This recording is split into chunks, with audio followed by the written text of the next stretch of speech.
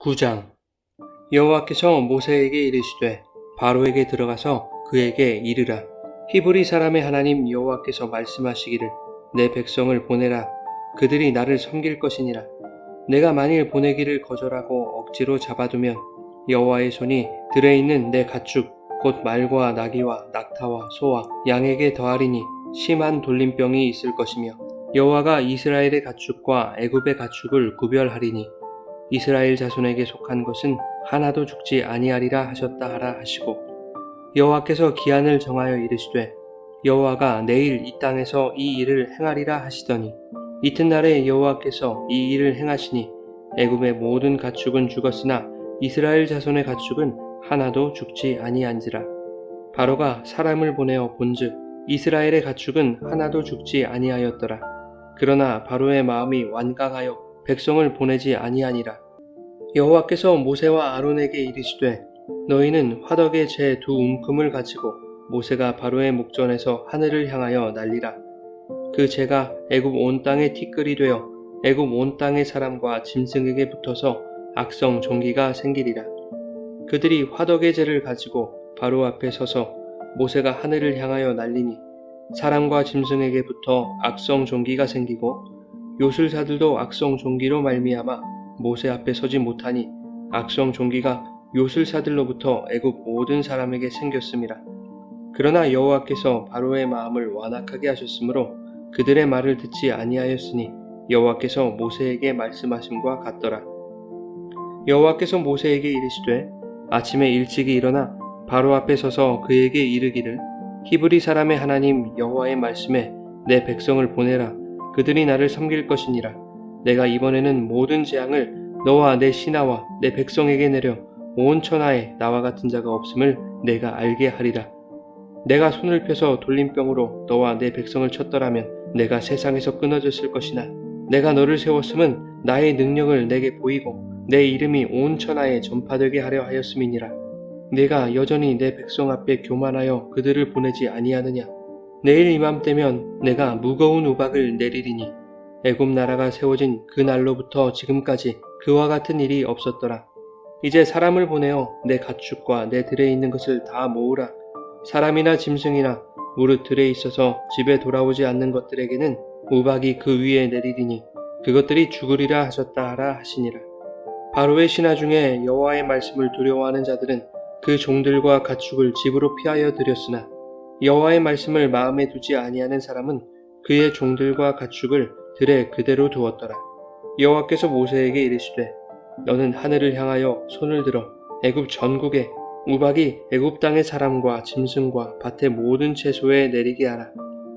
모세가 하늘을 향하여 지팡이를 들매 여호와께서 우레소리와 우박을 보내시고 불을 내려 땅에 달리게 하시니라. 여호와께서 우박을 애굽 땅에 내리심에 우박이 내림과 불덩이가 우박에 섞여 내림이 심히 맹렬하니 나라가 생긴 그때로부터 애굽 온 땅에는 그와 같은 일이 없었더라. 우박이 애굽 온 땅에서 사람과 짐승을 막론하고 밭에 있는 모든 것을 쳤으며 우박이 또 밭의 모든 채소를 치고 들의 모든 나무를 꺾었으되 이스라엘 자손들이 있는 그곳 고센 땅에는 우박이 없었더라. 바로가 사람을 보내어 모세와 아론을 불러 그들에게 이르되 이번은 내가 범죄하였노라. 여호와는 의로우시고 나와 나의 백성은 악하도다. 여호와께 구하여 이 우레소리와 우박을 그만 그치게 하라. 내가 너희를 보내리니 너희가 다시는 머물지 아니하리라. 모세가 그에게 이르되 내가 성에서 나가서 곧 내 손을 여호와를 향하여 펴리니 그리하면 우레소리가 그치고 우박이 다시 있지 아니할지라. 세상이 여호와께 속한 줄을 왕이 알리이다. 그러나 왕과 왕의 신하들이 여호와 하나님을 아직도 두려워하지 아니할 줄을 내가 아나이다. 그때에 보리는 이삭이 나왔고 삼은 꽃이 피었으므로 삼과 보리가 상하였으나 그러나 밀과 쌀보리는 자라지 아니한 고로 상하지 아니하였더라. 모세가 바로를 떠나 성에서 나가 여호와를 향하여 손을 펴매 우레소리와 우박이 그치고 비가 땅에 내리지 아니하니라. 바로가 비와 우박과 우레소리가 그친 것을 보고 다시 범죄하여 마음을 완악하게 하니 그와 그의 신하가 꼭 같더라. 바로의 마음이 완악하여 이스라엘 자손을 보내지 아니하였으니 여호와께서 모세에게 말씀하심과 같더라. 여러분 좋은 아침입니다. 오늘도 말씀의 은혜가 여러분의 삶 가운데 풍성하기를 기도합니다. 티끌이 이가 되어 사람과 가축에게 오르고 파리가 애굽 온 땅을 황폐하게 만드는 재앙에도 불구하고 바로는 마음이 완강하여 이스라엘 백성을 보내지 않습니다. 하나님은 다시 모세를 통해서 바로에게 말씀하시죠. 내 백성을 보내라. 그들이 나를 섬길 것이니라.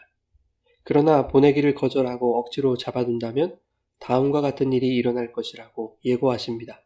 3절은 여호와의 손이 들에 있는 내 가축 곧 말과 나귀와 낙타와 소와 양에게 더하여서 심한 돌림병이 있을 것이라고 경고합니다.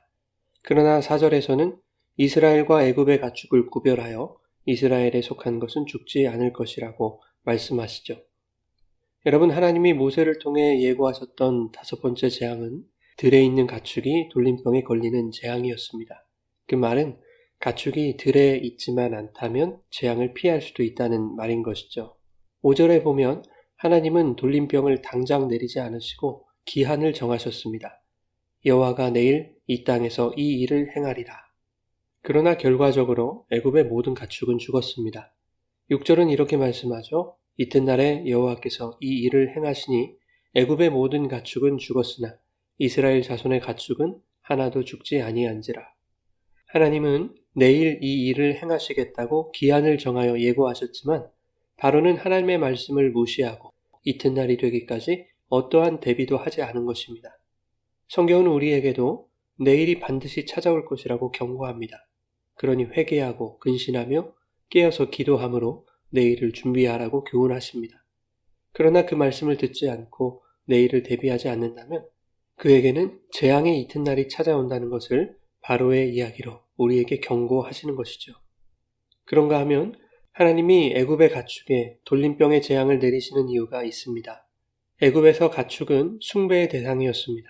8장에서 파리 재앙으로 혼이 났던 바로 왕이 모세에게 이렇게 말하죠. 멀리 갈 것 없이 애굽 땅에서 하나님께 제사를 드리라고 하죠. 그때 26절에 모세가 이렇게 말합니다. 제사를 드리는 것은 애굽 사람이 싫어하는 것인데 우리가 애굽 사람들이 보는 앞에서 제사를 드리면 그들이 우리를 돌로 치지 않겠느냐는 것이죠. 제사에는 반드시 제물이 필요한데 애굽 사람들이 숭배하는 그 가축을 제물로 드리는 것을 애굽 사람들이 가만 놔두지 않을 것이라는 뜻입니다. 애굽에는 하토르, 아피스, 무네비스와 같은 다산이나 풍요를 상징하는 신들이 있었습니다. 그들이 모두 황소나 암소 얼굴을 한 신들이었습니다. 또한 애굽이 섬기는 의술의 신은 임호텝이라는 신이었습니다. 하나님이 애굽 가축에 돌림병을 내리신 것은 가축은 신이 될 수 없고 섬김의 대상이 아니라는 것이죠. 그것들이 다산과 풍요를 가져다 주지 못한다는 것을 말씀하고 있는 것입니다. 또한 모든 질병과 치료는 하나님의 손에 달려있음을 보여주시는 것이죠. 그런가 하면 여호와의 손이 치신 가축을 3절은 말과 낙타와 나귀와 소와 양이라고 소개합니다.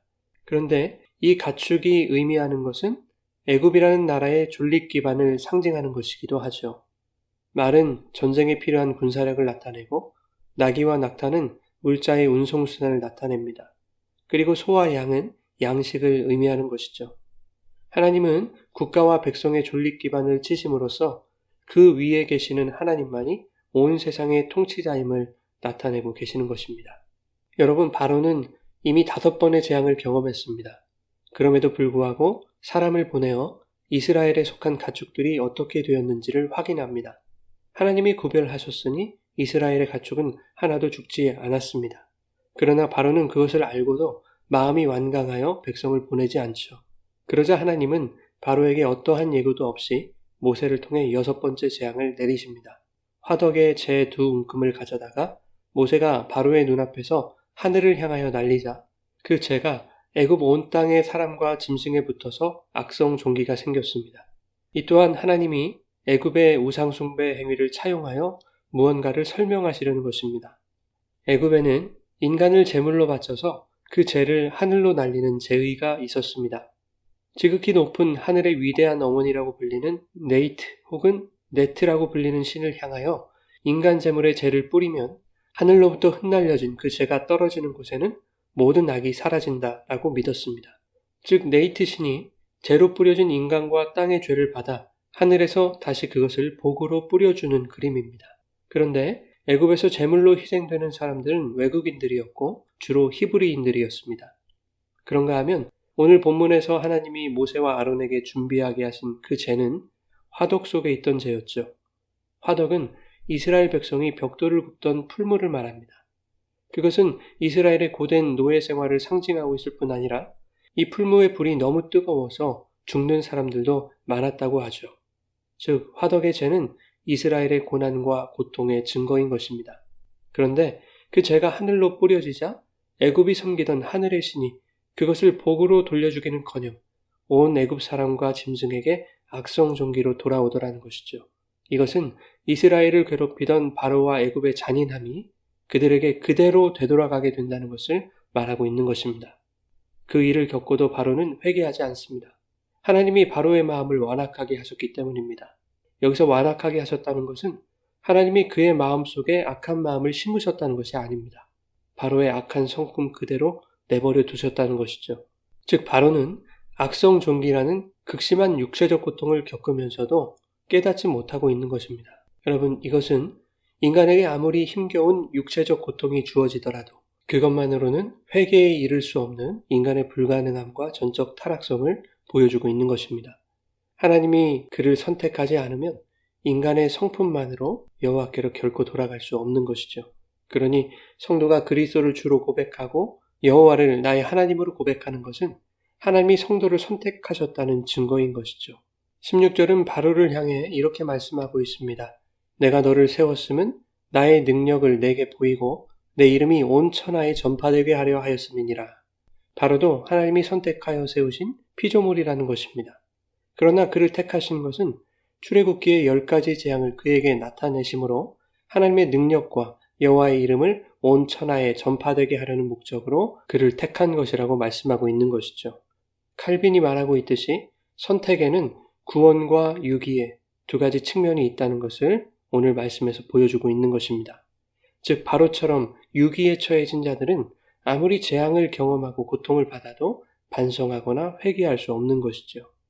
이러한 측면에서 볼 때 회개하여 주님을 우리의 구주로 고백하는 그러한 성도들을 선택하신 하나님의 그 구원의 선택이 얼마나 크고 놀라운 은혜입니까? 성도는 그것만으로도 감사할 수 있는 것이죠. 하나님은 완악한 바로에게 7째 재앙인 우박을 내리십니다. 이 우박은 불덩이가 섞여 내리는 우박입니다. 하나님은 이번 재앙도 바로에게 예고하셨습니다. 18절에 내일 이맘때면 내가 무거운 우박을 내리겠다. 19절에 이제 사람을 보내어 내 가축과 내 들에 있는 것을 다 모으라. 사람이나 짐승이나 무릇 들에 있어서 집에 돌아오지 않는 것들에게는 우박이 그 위에 내리리니 그것들이 죽으리라. 바로의 신하 중에 어떤 이들은 여호와의 말씀을 두려워하여 그 종들과 가축을 집으로 들이는 자들이 있는가 하면 여전히 하나님의 말씀을 무시하는 사람들도 있었습니다. 내일을 준비하는 사람들과 재앙의 이튿날을 맞이하게 될 자들로 나뉘게 되는 것이죠. 드디어 이튿날이 되고 우레소리와 함께 불이 섞인 우박이 애굽 온 땅에 내립니다. 25절에서는 우박이 애굽 온 땅의 사람과 짐승을 막론하고 밭에 있는 모든 것을 쳤다고 기록하고 있습니다. 내일을 준비한 사람들은 살고 그렇지 못한 사람들은 모두 죽게 되었을 것입니다. 그러나 하나님은 이번에도 이스라엘 자손들이 있는 고센 땅에는 우박을 내리지 않으셨습니다. 애굽이 숭배하는 하늘의 여신 누트도 우박을 통제하지 못했습니다. 대기의 신 슈도 우레와 우박과 불이 섞이는 그 이상기후의 현상을 막지 못했습니다. 곡물의 수호신 세트도 밭에 있는 작물을 지키지 못했습니다. 여러분, 하나님은 첫 번째 재앙부터 점진적으로 하나님의 통치 영역을 넓혀가고 계십니다. 강에서 땅으로, 땅에서 하늘로 확장되고 있는 것이죠. 온 세상을 다스리시고 천지 만물을 주관하시는 분이 하나님이심을 세상 가운데 선포하고 계시는 것이죠. 그 하나님께서 당신의 자녀들이 있는 그 고센 땅은 재앙을 피해가게 하시는 것입니다. 그러니 참된 신은 누구이겠는가? 이것을 묻고 있는 것이죠. 27절에 바로는 자신의 죄를 일부 시인합니다. 이번에는 내가 범죄하였노라. 여호와는 의로우시고 나와 나의 백성은 악하도다. 그러나 이것이 회개가 아니라 그 상황을 모면하기 위함이라는 것을 우리는 모르지 않습니다. 30절의 모세의 말이 그것을 확실하게 하죠. 그러나 왕과 왕의 신하들이 여호와 하나님을 아직도 두려워하지 아니할 줄을 내가 아나이다. 모세는 그것을 알면서도 하나님을 향해 손을 펴서 우박을 그치게 합니다.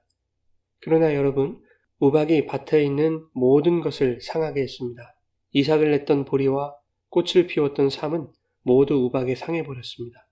그러나 34절에 바로는 비와 우박과 우레소리가 그친 것을 보고 다시 범죄하여 마음을 완악하게 하였다고 말하고 있습니다. 그의 신하들도 마찬가지였죠. 재앙이 그쳤을 때에 그들의 눈에 보인 어떠한 가능성이 있었습니다.